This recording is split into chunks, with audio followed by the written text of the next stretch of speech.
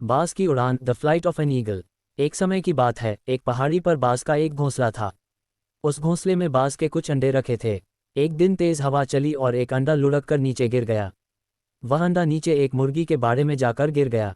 कुछ दिनों बाद उस अंडे से बाज का बच्चा निकला। वह बच्चा उसी बाड़े में मुर्गियों के बीच पला बढ़ा। वह वही काम करता जो मुर्गियां करती थीं। वह जमीन खोदकर दाने चुगता और मुर्गी की तरह ही थोड़ा सा उड़कर वापस जमीन पर आ जाता। उसे पूरा विश्वास था कि वह एक मुर्गी है। बदलाव की शुरुआत। एक दिन उसने आसमान में एक शानदार पक्षी को उड़ते देखा। वह पक्षी बिना पंख फड़फड़ाए बड़ी शान से बादलों को चीर रहा था। नन्हे बाज ने अपनी माँ मुर्गी से पूछा, माँ, वह इतना सुंदर और ऊंचा उड़ने वाला पक्षी कौन है? मुर्गी ने जवाब दिया, बेटा, वह बाज है, पक्षियों का राजा। वह बहुत ताकतवर और ऊंचा उड़ता है, लेकिन तुम उसकी तरह नहीं उड़ सकते क्योंकि तुम एक मुर्गी हो। नन्हे बाज ने यह बात मान ली। उसने कभी कोशिश ही नहीं की और वह अपनी पूरी जिंदगी एक मुर्गी की तरह ही जिया और एक दिन मर गया। इस कहानी से हमें क्या सीख मिलती है? अपनी क्षमता को पहचानें। हम अक्सर वही बन जाते हैं जो हमारे आसपास के लोग हमें कहते हैं।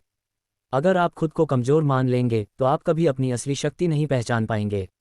संगति का असर। अगर आप मुर्गियों के साथ रहेंगे तो आप कभी आसमान नहीं छू पाएंगे। अपनी सोच को बड़ा रखिए।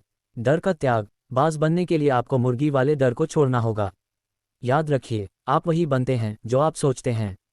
यदि आपके सपने बड़े हैं तो उन्हें पूरा करने के लिए अपनी सीमाओं को तोड़ना ही होगा।